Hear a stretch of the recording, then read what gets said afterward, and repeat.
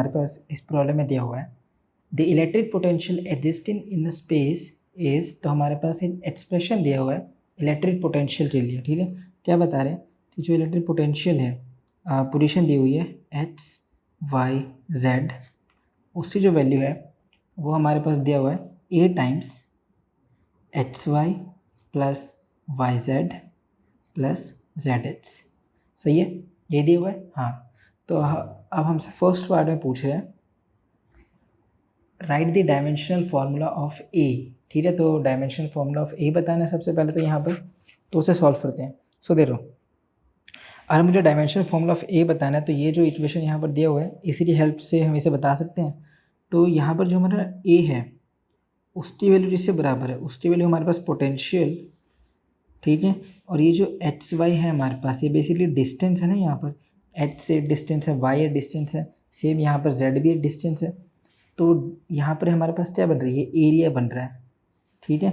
X Y Y Z और Z H जैसे हमारे पास एक एरिया की तरह है, तो इसे हम सब एरिया हमारे पास तो लेंथ मान सकते हैं, एच एक लेंथ है, वाई एक लेंथ है, तो ये मेरे पास लेंथ का होल स्क्वायर है जरा।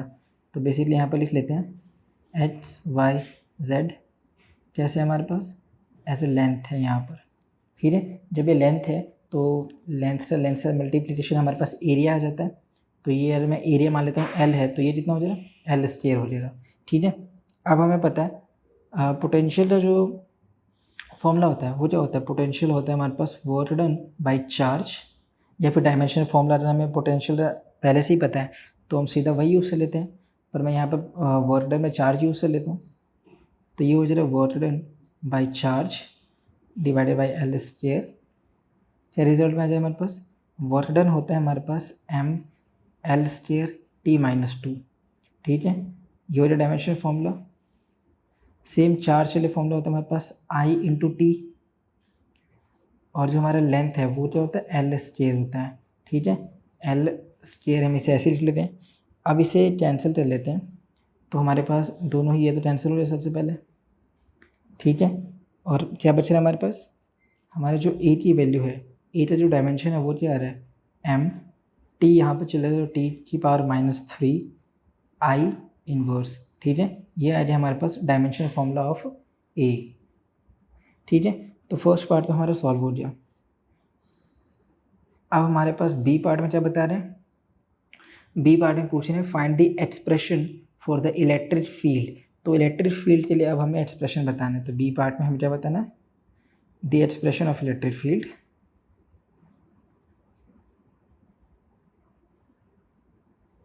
ठीक है। तो इलेक्ट्रिक फील्ड के लिए हमें एक्सप्रेशन बताना है।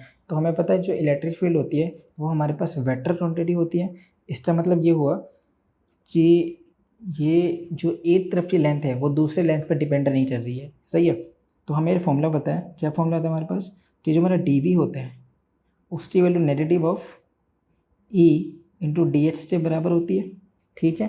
तो यहाँ पर अगर मुझे डी वी की value E into D H होता है और ये डायरेक्शन क्या है, ये एच की डायरेक्शन में है, और हमें पता है नेगेटिव साइन अपोजिट डायरेक्शन की तरफ शो करता है, ठीक है।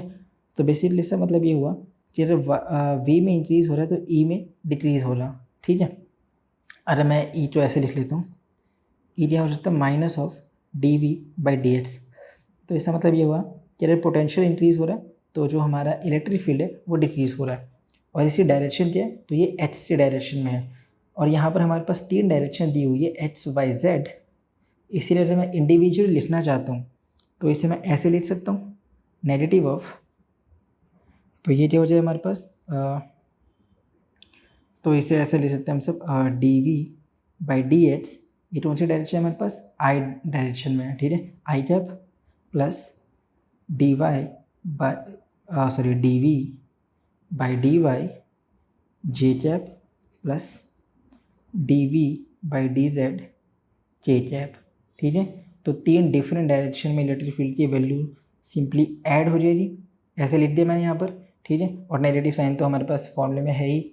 अब d we by D h से मतलब क्या है, देखो यहाँ पर जो हमारे पास वी के लिए एक्सप्रेशन दिया हुआ था वो कैसा था हमारे पास, वो दिया हुआ था A X Y plus Y Z plus Z X. अब हमें पता है कि जब वेक्टर क्वांटिटी होता है तो उसमें एक जो लेंथ होती है वो दूसरे लेंथ पे डिपेंड नहीं कर रही है। अगर मुझे बताना है कि d we by D h क्या है, तो मुझे इसे डिफ्रेंशिएट करना होगा विद रिस्पेक्ट टू एक्स। सही है।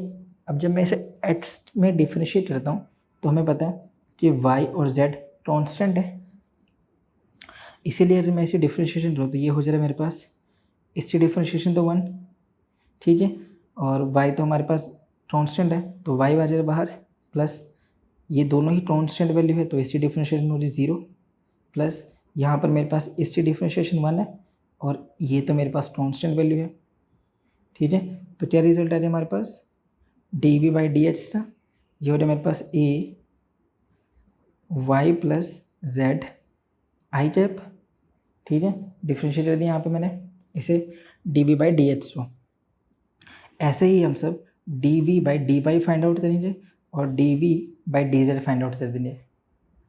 सो अगर यहाँ पर देखें तो यहाँ पर मैंने दोनों के लिए ही एक्सप्रेशन लिख दिए। इस तरफ हमें d we by D Y find out करना है और यहाँ पे d we by D z बताना है, ठीक है।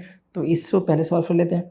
अब इसमें जब मैं वाई के रिस्पेक्ट में डिफ्रेंशिएट कर रहा हूँ तो हमें पता है एच और जो जेड है वो दोनों ही कॉन्स्टेंट वैल्यू बनने वाले हैं, तो इसीलिए मैं इसे लिख सकता हूँ ऐसे ए, इसकी डिफ्रेंशिएशन हो जाएगी मेरे पास सिर्फ और सिर्फ एच, क्योंकि यहाँ पर मेरे पास y की वैल्यू तो 1 आने वाली है और h एक कांस्टेंट वैल्यू है यहाँ पर, ठीक है। अब यहाँ पर देखते हैं तो यहाँ पर मेरे पास y इसकी डिफ्रेंशिएशन 1 आएगी और ये तो मेरे पास z है ही कांस्टेंट वैल्यू और ये दोनों ही वैल्यू कांस्टेंट है तो इसकी डिफ्रेंशिएशन 0, ये रिजल्ट आ गया। सेम ऐसे ही यहाँ पर ये हो जाएगा a, ये दोनों वैल्यू 0, यहाँ से मेरे पास क्या बच जाएगा y और यहाँ से मेरे पास क्या बच जाएगा एच, ठीक है। और इसकी डायरेक्शन क्या हो जाएगी, ये हो जाएगा मेरे पास जे और ये हो जाएगा मेरे पास के, ठीक है। और यहाँ पर हमने जब डिफ्रेंशिएट किया था तो d we by D h से जो वैल्यू थी वो कितना आया था, वो था A times of Y plus Z I, ठीक है। ये आ गया हमारे पास रिजल्ट। अब इलेक्ट्रिक फील्ड की एक्सप्रेशन में से यूज़ कर लेते हैं। तो इलेक्ट्रिक फील्ड क्या है हमारे पास, नेगेटिव ऑफ ए, एक्सप्रेशन क्या था हमारे पास, ये था d we by D h i plus D we by D Y j plus D we by D Z के, ठीक है। अब यहाँ पर वैल्यू से यूज कर लेते हैं, माइनस ऑफ ए, क्या बच रहा हमारे पास, ये आ जाए यहाँ पर डिफ्रेंशिएट किया था तो ए की वैल्यू तो मैंने ऐसे ही कॉमन में था तो ये हो जाना चाहिए यहाँ पर एच प्लस वाई, नहीं वाई प्लस जेड, पहले वाई प्लस जेड है, ठीक है। तो इसको हटा देते हैं, Y plus Z plus D we by D Y, इसकी वैल्यू मेरे पास है एच प्लस जेड, ठीक है, J plus D we by D Z, ये हमारे पास इतना है वाई प्लस एच के डायरेक्शन में। और ये जो ए था ये तो हमारे पास कांस्टेंट था, यहाँ से पहले से भी ए हमारे पास पहले से भी कांस्टेंट में आ रहा था और ये फॉर्मूले में यहीं पर पहले से ये था तो मैंने इसे मल्टीप्लाई करके डिफरेंशिएट दिया था, बाद में कॉमन ले लो, एक ही बात है यहाँ पर, ठीक है। तो यही रिजल्ट आ रहा है हमारे पास इलेक्ट्रिक फील्ड का। इसे थोड़ा सा और सॉल्व कर लेते तो हमारे पास क्या आ जाएगा वैल्यू, ये हो जाएगा माइनस ऑफ ए, ये हो जाएगा मेरे पास Y plus Z I plus ये हो जाएगा H plus Z J plus H plus Y के, ठीक है। तो ये आ जाए हमारे पास इलेक्ट्रिक फील्ड की एक्सप्रेशन। अब चलते हैं हमारे पास सी प्रॉब्लम पे। तो सी पार्ट में हमसे क्या पूछ रहे हैं, सी पार्ट में हमसे पूछा जा रहा है if A is 10 SI unit, ठीक है। तो ए की वैल्यू यहाँ पर प्रोवाइड किया हुआ है। सी पार्ट में हमारे पास बता रहे हैं कि ए की जो वैल्यू है वो कितना है, 10 है। Find the magnitude of the electric field, तो मैग्नीट्यूड ऑफ इलेक्ट्रिक फील्ड बताना है at electric field 1 metre 1 metre 1 metre पे कितनी ज़्यादा इलेक्ट्रिक फील्ड है हमें ये बताना है। तो बेसिकली यहाँ पर 1 मीटर क्या शूट हो रहा है कि जो एच वाई जेड है उसकी जो लेंथ है वो कितनी है, 1 मीटर है, ठीक है। तो इसे यहीं पे यूज़ कर लेते हैं। सो इलेक्ट्रिक फील्ड की मुझे क्या वैल्यू चाहिए, मुझे मैग्नीट्यूड चाहिए, तो यहाँ पर मॉड्यूलस यूज़ कर लेते हैं ताकि पॉजिटिव आंसर आ जाए। कितना है हमारे पास, नेगेटिव ऑफ नेगेटिव ऑफ ए की वैल्यू कितनी हमारे पास 10, ए की वैल्यू 10 है, और ये कितना हमारे पास ये हमारे पास 1 है, तो ये हो जाए मेरे पास 1 + 1। सेम यहाँ पर भी 1 + 1 प्लस 1 + 1, और डायरेक्शन दे तो के, ये जे और ये आई है, ठीक है। तो ये कितना आ जाए मेरे पास, ये तो 10 आ गया, और ये कितना हो जाए, ये हो जाए मेरे पास 2i + 2j + 2k। तो ये कितना हो जा रहा है यहाँ से, ये 10 तो बाहर आ जा रहा है, पॉजिटिव वैल्यू आने वाली है यहाँ पर मॉड्यूलस की वजह से, तो ये हो जा रहा है 10, और इस तरह कितना आ जाए वैल्यू, ये हो जाए मेरे पास, यहाँ से मैं 2 कॉमन ले सकता हूँ। सो यहाँ से मान लेते हैं 2 कॉमन आ जाए, कितना आ जाए 1 whole square plus 1 whole square plus 1 whole square, ये हो जाए 20, और ये हो जाए मेरे पास √3, 20 × 1.73। सो ये हो जाए मेरे पास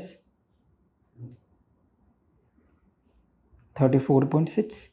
तो इलेक्ट्रिक फील्ड की जो अप्रोक्सीमेट वैल्यू है वो कितना है 35 वोल्ट पर मीटर, ठीक है, 35 वोल्ट पर मीटर।